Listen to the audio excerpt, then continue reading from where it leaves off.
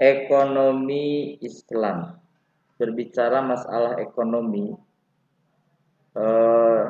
Islam ternyata merupakan agama yang sangat lengkap, di mana Islam itu mengatur seluruh sendi-sendi kehidupan manusia, yang mana aturan-aturan tersebut sengaja dibuat oleh siapa? Aturan Islam itu dibuat oleh siapa? Siapa yang menetapkan aturan Islam? Siapa? Allah. Yang menetapkan aturan Islam itu Allah. Asyari, yang menetapkan aturan-aturan Islam itu adalah Allah. Wad'un ilahiyun, ketetapan ilahi. Berarti kalau ketetapan ilahi, yang menetapkannya itu adalah Allah, tanpa ada campur tangan dari pihak manapun. Itu murni Allah yang menetapkan aturan-aturan Islam. Nabi Muhammad hanya yang menyampaikan. Yang mana tujuan dari aturan-aturan Islam itu untuk apa? Allah membuat aturan-aturan Islam itu untuk apa tujuannya? Untuk apa? Untuk keselamatan kehidupan manusia di mana? Baik di dunia maupun di akhirat. Jadi sengaja Allah menetapkan aturan-aturan Islam, tujuannya tiada lain untuk keselamatan, untuk kemaslahatan, untuk kebaikan kehidupan manusia, baik itu di dunia, karena kan manusia hidup di dunia dulu, dan nanti di mana? Di akhirat. Salah satu kebaikan atau kemaslahatan yang ditawarkan oleh hukum Islam yaitu masalah ekonomi. Bagaimana Islam menjaga ekonomi manusia supaya ekonomi tetap berjalan dengan lancar. Dalam hal perniagaan, perdagangan tidak ada pihak-pihak yang dirugikan. Nah, maka diaturlah tentang ekonomi. Berbicara masalah ekonomi, di dunia ini manusia sudah mencoba beberapa sistem ekonomi. Di antaranya ada sistem ekonomi kapitalis, di mana dalam sistem ekonomi kapitalis itu diakui kepemilikan mutlak seseorang, sehingga ketika si pemilik harta merupakan pemilik mutlak, maka tidak ada tuntutan untuk si pemilik harta untuk peduli terhadap orang-orang yang ada di sekitarnya. Sehingga dengan sistem ekonomi kapitalis, maka akan menimbulkan suatu fenomena yang kaya semakin kaya, yang miskin semakin. Kenapa demikian? Karena tidak ada saling membantu. Yang kaya masa bodoh terhadap orang lain, yang penting saya senang gitu. Toh ini milik saya, hasil usaha saya gitu. Yang miskin tidak ada harapan untuk mendapatkan bantuan dari orang yang kaya. Nah, itu kalau sistem ekonomi apa? Kapitalis. Ada juga sistem ekonomi sosialis. Kalau sistem ekonomi sosialis itu menganut suatu paham sama rata sama rasa. Kalau sama rata sama rasa itu tidak ada suatu kepemilikan yang diakui haknya. Artinya semua fasilitas yang ada di bumi ini milik bersama. Setiap orang bekerja, ya kalau dalam suatu negara yang menganut paham sosialis, semua warga negara itu bekerja dan hasilnya itu disetorkan ke negara. Adapun untuk kebutuhan sehari-hari, sandang, pangan, papan, itu nanti negara yang mengatur, dibagi rata, disesuaikan dengan kebutuhannya masing-masing. Yaitu sistem ekonomi apa? Sosialis. Nah, ada juga sistem ekonomi Islam. Kalau dalam sistem ekonomi Islam, Islam itu salah satunya adalah mengatur kepemilikan harta, tapi tidak bersifat mutlak. Nanti ada ciri-ciri ekonomi Islam nanti ada di depan. Tetapi tidak bersifat mutlak. Artinya ketika kita misalkan mempunyai harta, maka dalam harta yang kita miliki di sana ada beberapa persen yang merupakan hak orang lain. Sehingga harus kita keluarkan, kita salurkan kepada orang-orang yang berhak. Nah, itu dalam sistem ekonomi Islam. Coba Anda buka di materi di halaman 270. Di halaman 270 di sana ada prinsip-prinsip ekonomi Islam menurut Syafii Antonio. Ada di halaman 270, silakan dibuka. Prinsip-prinsip ekonomi Islam menurut Syafii Antonio sebagai berikut. 1. Pemilik mutlak segala sesuatu di muka bumi ini adalah Allah Subhanahu wa taala. Adapun kepemilikan manusia itu hanya bersifat relatif, sebatas melaksanakan amanah, mengelola dan memanfaatkan sesuatu dengan ketentuannya. Kita terlahir ke dunia sudah membawa harta? Tidak kan? Kita tidak membawa apa-apa. Pasal jangankan harta, baju gente gitu, orang tetap taranjang lahir ke dunia. Nah, kemudian setelah kita terlahir, Allah titipkan beberapa harta kepada kita. Nah, itu sebagai titipan, amanah. Yang mana kalau amanah itu harus dijaga, harus dikelola sesuai dengan permintaan yang memberikan amanah. Nah, jadi ketika kita sekarang kita punya tanah, misalkan punya tabungan dan sebagainya. Nah, itu semua itu adalah amanah. Dari siapa? Dari Allah, sang pemilik mutlak. Dan kita diperintahkan untuk mengelola amanah tersebut ya sesuai dengan perintah sang pemilik, yaitu sesuai dengan perintah Allah Subhanahu wa taala. Nanti bisa Anda telaah di Quran surat Al-Baqarah ayat 84. Status harta yang dimiliki manusia. Ini ada 3 poin status harta yang dimiliki oleh manusia. Yang pertama, harta sebagai amanah mengharuskan manusia melaksanakannya dengan baik dan benar agar harta tersebut dapat membawa kebahagiaan dunia dan akhirat. Allah titipkan harta kepada kita. Nah, Allah memerintahkan supaya harta tersebut kita kelola dengan baik. Bagaimana caranya harta tersebut itu bisa membawa kebahagiaan kita di dunia dan kebahagiaan kita di mana? Di akhirat. Di dunia jangan sampai kita ini diperbudak oleh harta. Kan banyak orang yang mempunyai harta banyak tapi dia tidak bahagia dengan harta tersebut karena dia malah diperbudak oleh harta tersebut. Ingu domba, loba, tapi ketika beak waktu teka buru sholat sabab mengurus domba. Berarti dia diperbudak oleh harta, diperbudak oleh domba gitu. Punya sawah, punya ladang yang luas sampai dia tidak sempat untuk beribadah karena sibuk mengelola kekayaannya. Berarti orang tersebut itu diperbudak oleh hartanya, oleh sawahnya, oleh ladangnya gitu. Nah, maka jangan sampai kita itu diperbudak oleh harta.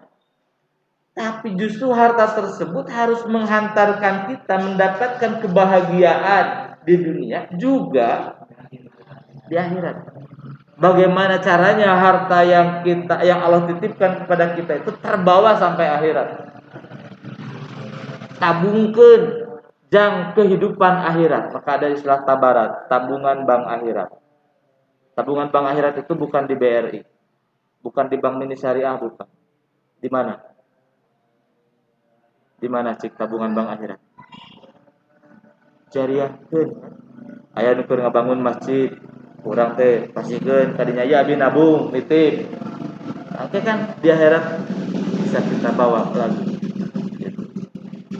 Nah, jadi harta tersebut kita manfaatkan untuk supaya kita mendapatkan kebahagiaan baik di dunia ataupun di akhirat. Yang kedua, harta itu sebagai identitas sosial.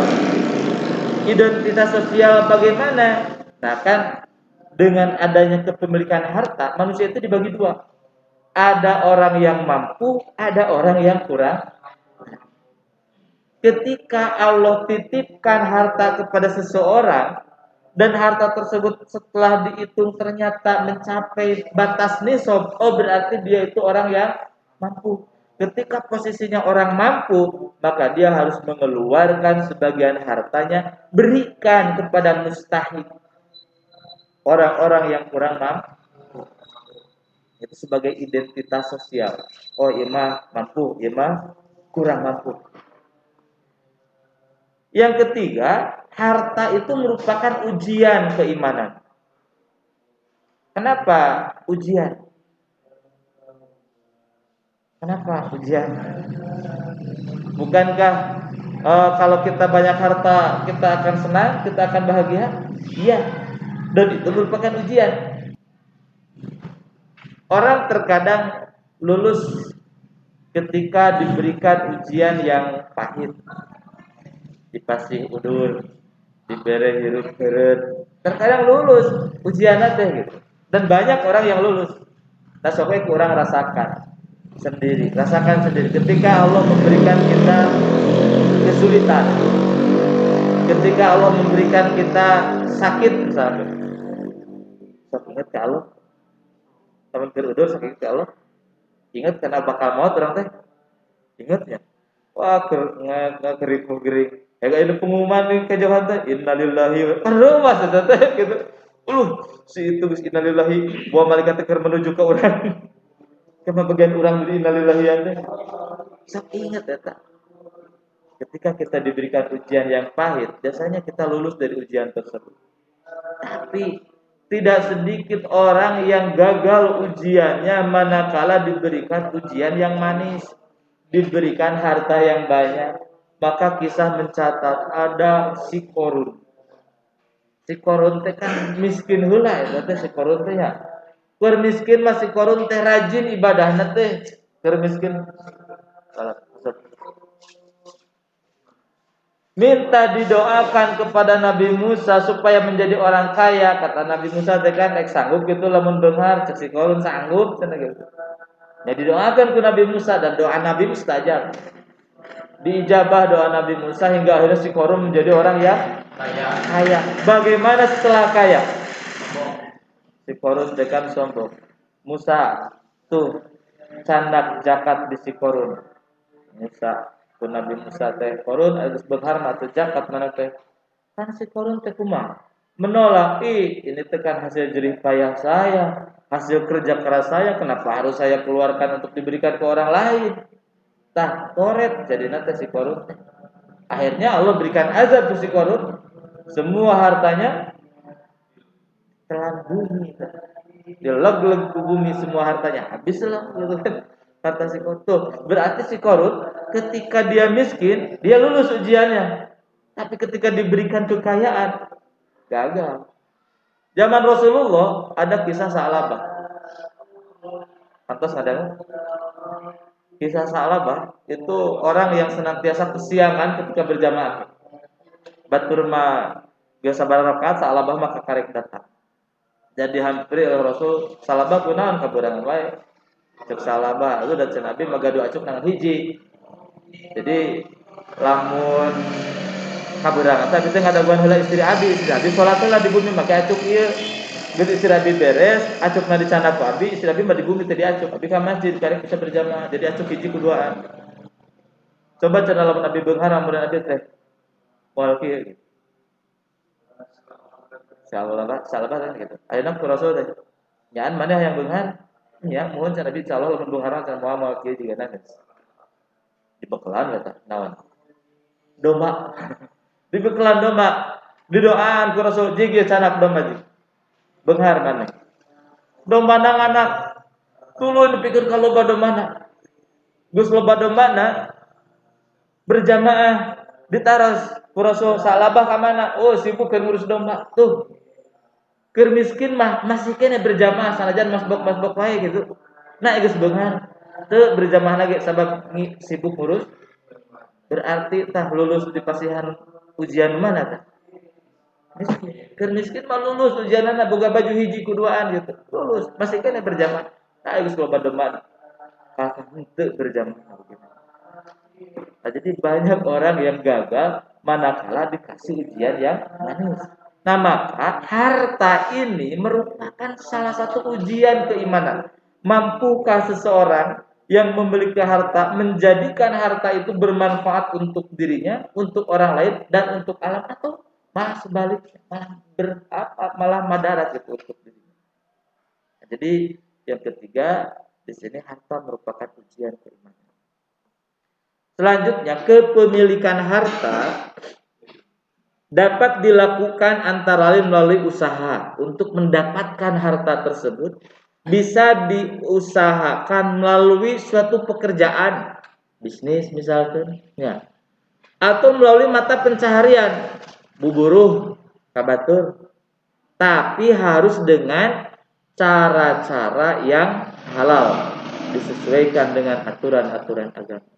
Menjadi pedagang, jadi pedagang anu sesuai jeung aturan agama. Merek buburuh, cara buburuhna disesuaikan jeung aturan agama. Ayeuna lamun anu buburuh macul misalkan ya, bisa ngalanggar aturan agama buburuh macul? Bisa. Korupsi, ulah disangka tukang macul teu korupsi, bisa tukang macul ge korupsi eta teh. Keur aya dunungan manungguan, wah getol, wah dunungan mah cicing di sisi galem. Alhamdulillah gitu teh. Anu loba bedugna. Ada tak korupsi waktu gitu. Cek dunungan teh sok macul cenah ti jam 7 nepikeun ke jam 12 gajina 50.000. Sabedug di jam 7 setengah 8 ka karek datang. San ngopi heula. Jam 8 ka karek turun. Sajam tah naon aja. Nah itu. Nah jadi harus dengan cara-cara yang halal sesuai dengan aturan.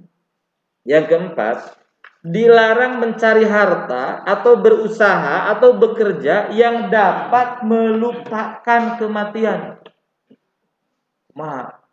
Bekerja, bisnis, nepikeun ka saking ku antengna bekerja, lupa bahwa dirinya itu akan mati.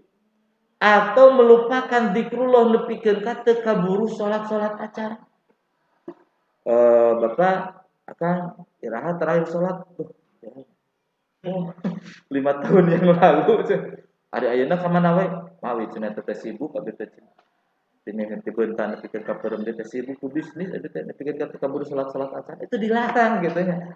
Kalau nanti suatu saat Anda masuk ke dunia kerja, kemudian Anda diterima di tempat kerja dan di tempat tersebut Anda pikirkan hese salat-salat acan. Nah, maka coba Anda usahakan di sana tetap salat. Lamun mah misalkan salat dipecat ku dunungan gara-gara salat kajen dipecat sekali. Daripada ayeuna cicing di dinya nepikeun hese salat-salat acan. Masih banyak pekerjaan lain yang masih yang bisa kita tetap beribadah. Karena dilarang kita melakukan suatu aktivitas bekerja atau berusaha yang melupakan zikrullah. Ketika poho salat, poho zakat. Gitu. Selanjutnya dilarang menempuh usaha yang haram seperti melalui kegiatan riba dan jual beli barang yang dilarang atau haram. Menempuh usaha yang haram, contohnya riba. Memang tareh beunghar lamun urang ayeuna usaha melalui riba. Urang gaduh arto 10 juta. Terus urang tadi sebarkeun 10 juta tadi injem-injemkeun mulai pinjol, terang pinjol. Pinjaman online-nya. Cukup dengan KTP saja langsung cair gitu. 10 juta teh misalkan satu orang nasabahna teh kurang diinjeman 1 juta.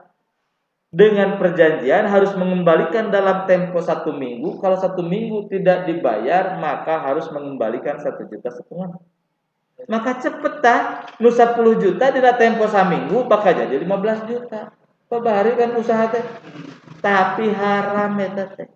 Ya. Yang lebihnya itu adalah riba. Tidak boleh kita meminjamkan uang dan mensyaratkan mereka harus mengembalikan lebih dari nominal yang kita pinjamkan. Tidak boleh. Beda lah mungkin kurang dipasihan namun 1 juta. Kurang teu disyaratkeun ari pas mulakeun daya mah karumaosan abdi mah bade masihan 1.100.000.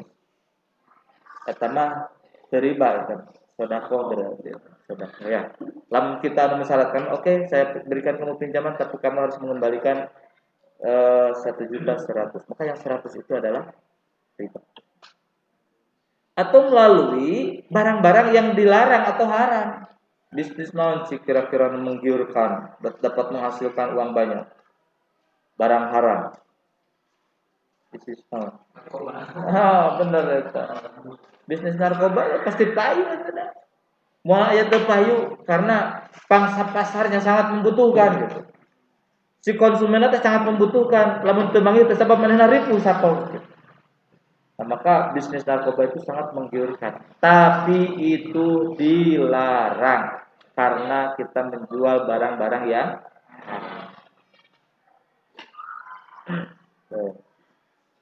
nah itu ada 5 prinsip-prinsip ekonomi Islam menurut Muhammad Syafi'i Anton. Selanjutnya dari perekonomian Islam, di sini kita akan membahas yang pertama adalah jual beli.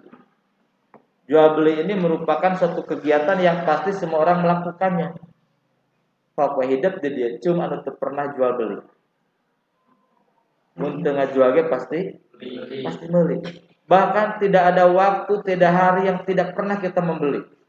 Unggal pergi pasti belinya. Kegiatan yang setiap hari kita lakukan. Nah, dalam bahasa Arab, jual beli ini disebut dengan al-bai'. Al-bai'. Dalam kitab Mufradat fi Gharib Al-Qur'an karya Raghib Al-Asfahani dinyatakan bahwa jual beli dalam bahasa Al-Qur'an dikenal dengan kata al-bai' yang artinya memberikan barang dan mengambil harga, nilai atau menjual. Dengan kata lain, jual beli merupakan tukar menukar sesuatu dengan sesuatu berdasarkan keridhaan antara keduanya, yaitu keridhaan antara si penjual dengan si pembeli. Adapun tukar menukarnya itu bisa dengan apa saja. Karena kan jual beli itu bisa jual beli secara barter. Kalau dulu kan barter, orang gunung datang ke kota mawa hasil-hasil pertanian, tuluy ditukeran jeung urang kota anu merupakan hasil industri. Di gunung mawa cau saturuy, di kota mawa kain salembar gitu. Itu barter sistemnya. Atau bisa dengan alat tukar. Alat tukar yang dianggap sah. Ya, sekarang kan kita mengenal uang merupakan alat tukar. Yang menjadi landasan tentang jual beli, perhatikan firman Allah dalam Quran surat An-Nisa ayat 29.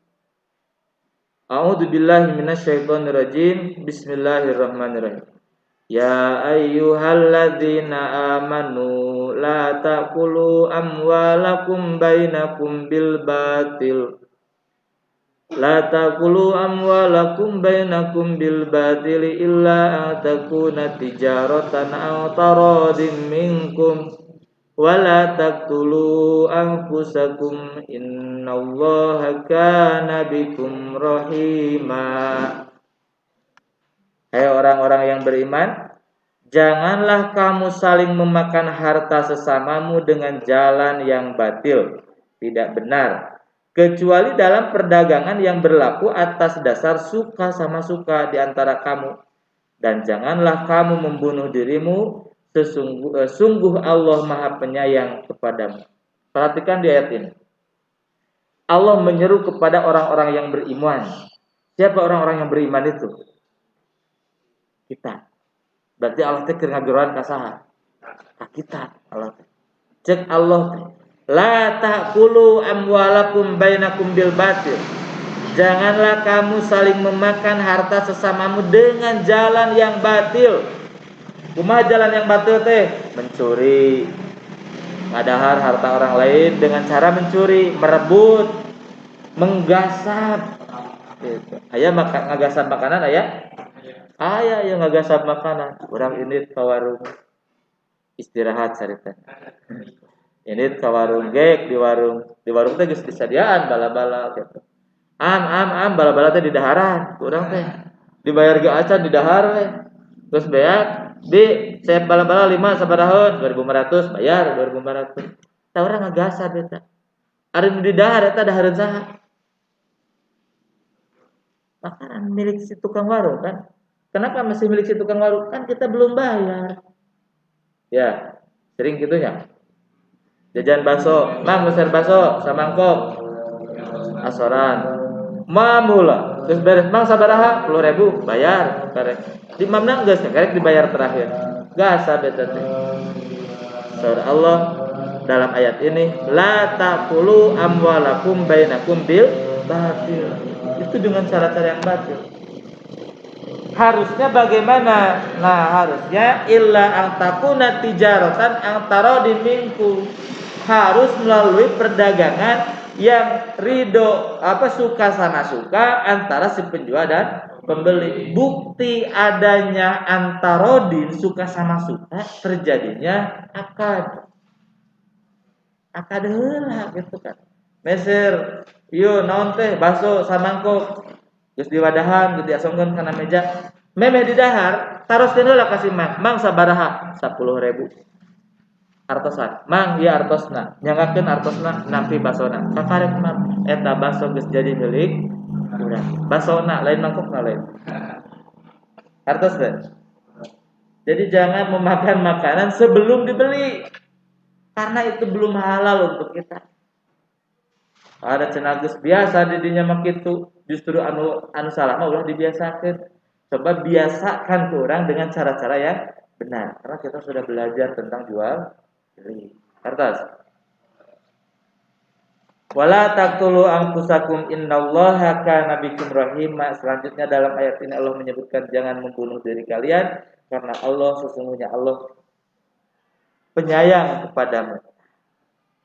Nah, dalil jual beli, perhatikan Quran surat Al-Baqarah ayat 275. Wa ahallallahu tete Allahunya lepat nulis dia. Wa ahallallahu al-bai'a wa harramar riba. Allah telah menghalalkan jual beli dan mengharamkan riba. Di sini jual beli disandingkan dengan riba. Allah telah menghalalkan jual beli, langsung kebalikannya dan mengharamkan. Emang bedanya antara jual beli dengan riba itu apa? Bedanya apa? Yang membedakan antara jual beli dan riba itu apa? Signal. Manfaatnya. Kalau manfaatnya saya kira sama. Kan jual beli hoyong leuwihna, riba hoyong leuwihna.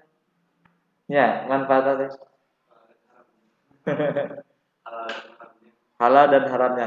Yang menyebabkan halal dan haramnya kira-kira apa tuh? Cara. Apa caranya? Kalau riba tidak memakai akad. Kalau jual beli memakai akad. Nah, berarti contoh tadi jajan bakso. Jadi akadan heula, langsung diemam. Berarti eta naon atuh jadina? Riba eta teh. Al riba cek Allah wa harrama riba, berarti kita memakan barang yang haram. Berarti kita memakan barang yang haram.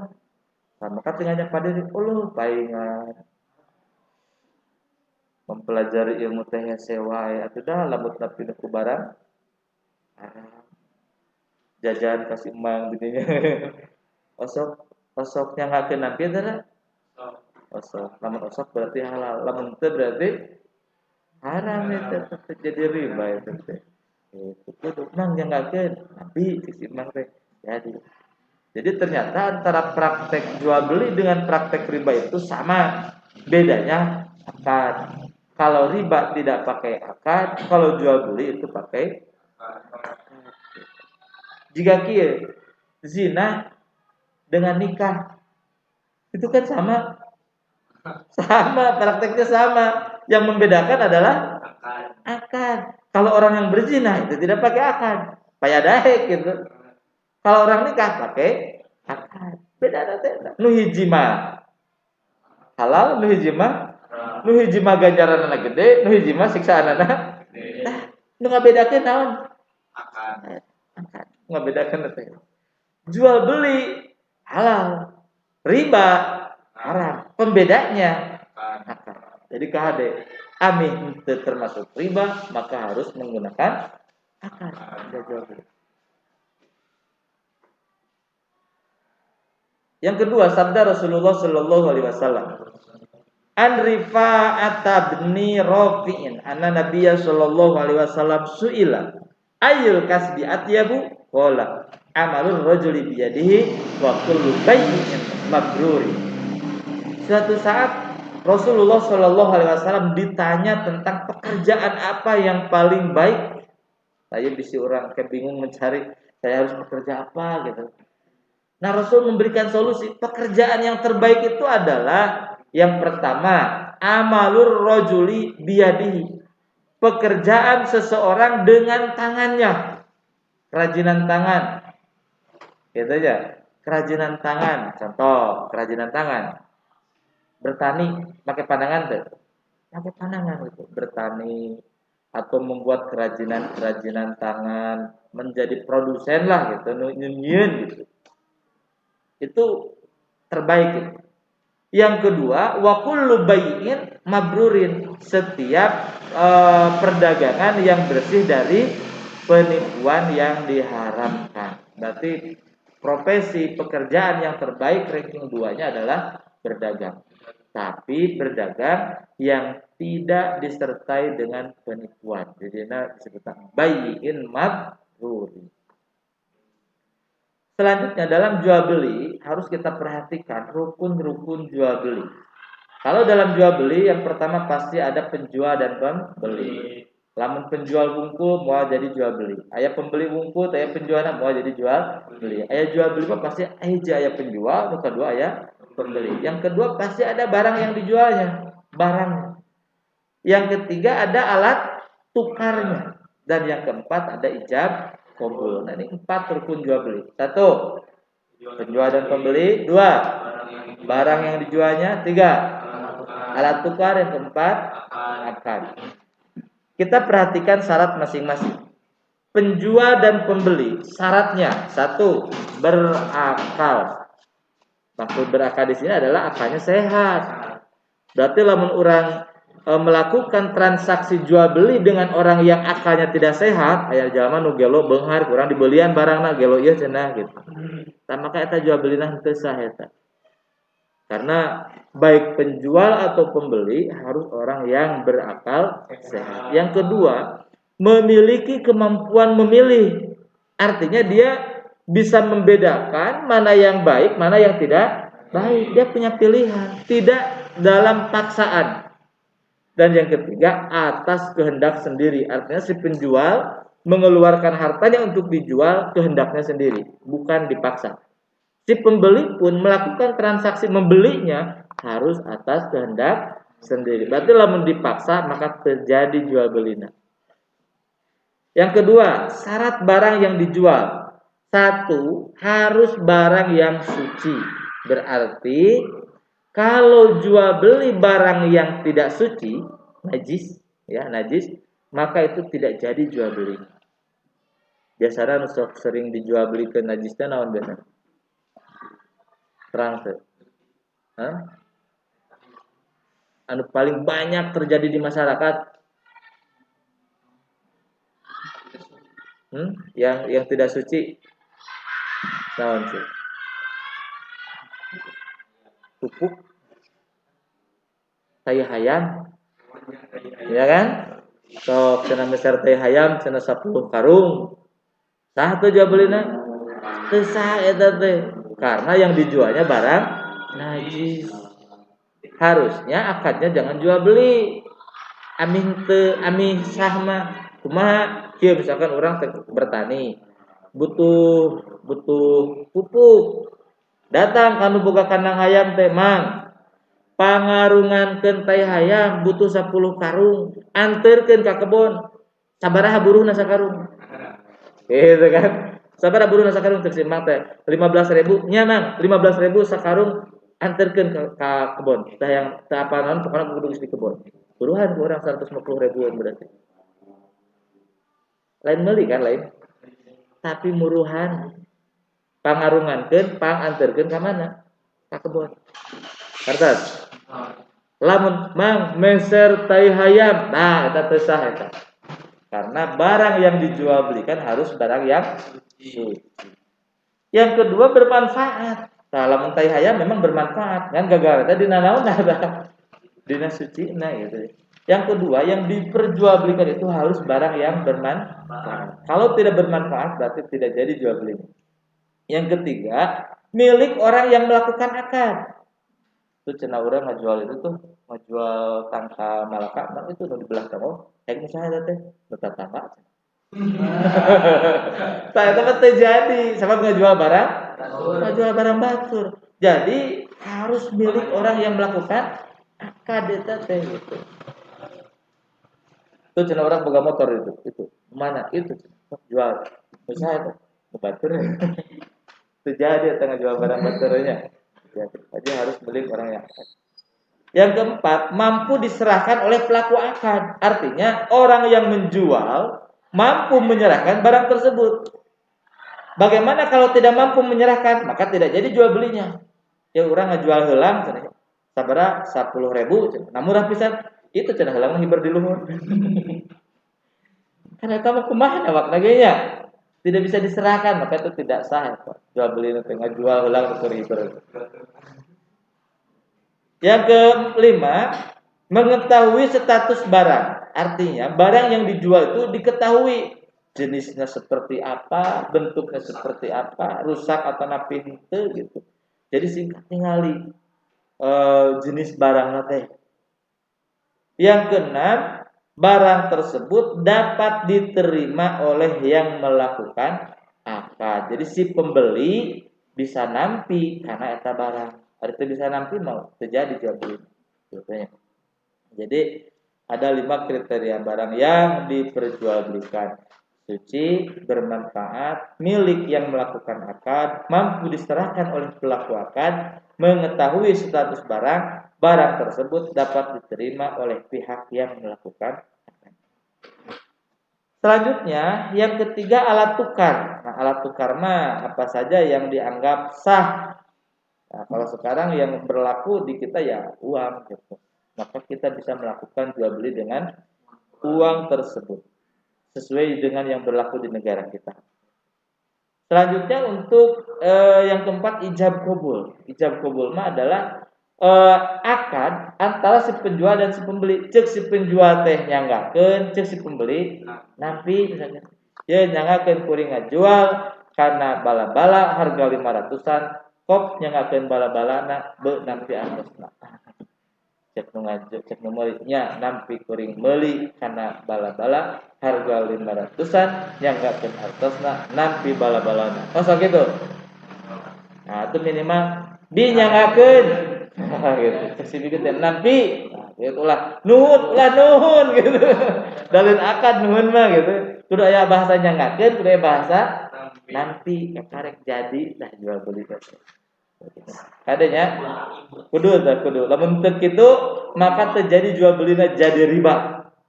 Sedangkan riba teh haram. Selesai masalah jual beli, tinggal masalah khiyar. Nah, tapi untuk masalah khiyar kita bahas di pertemuan berikutnya saja. Kita hari ini tentang jual beli saja. Seputar jual beli ada yang ditanyakan sebelum kita ke dirasa Islamnya? Bisi bade naroskeun jual beli. Sak bade naroskeun?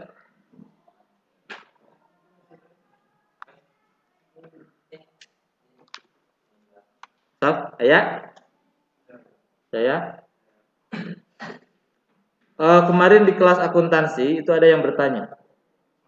Nah, ayeuna kan keur marak jual beli naon? Kumaha tah akadna gitu nya.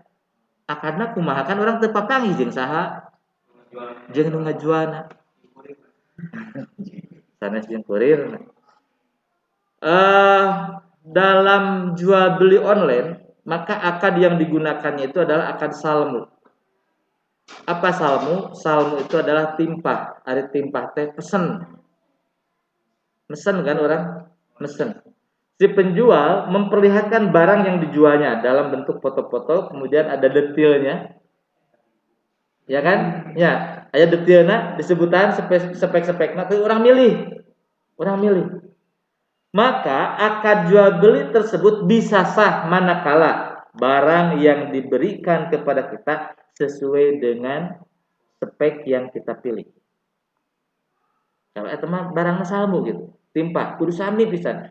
Warnana, ukuranana, merekna kudu sami. Lamun beda, maka teu sah, sabab teu sesuai, bisa dikembalikan eta. Terus nyangakeun nampilna di mana? Bisa chat. Ya kan aya chat resellernya. Orang langsung bisa komunikasi jeung anu ngajualna. Di dinya we urang nyangakeun nampilna di dinya. Gitu. Ari kurir mah eta mah nu nitip urang mah ka kurir mah gitu. Da jual beli mah urang lain jeung kurirna, tapi jeung reseller.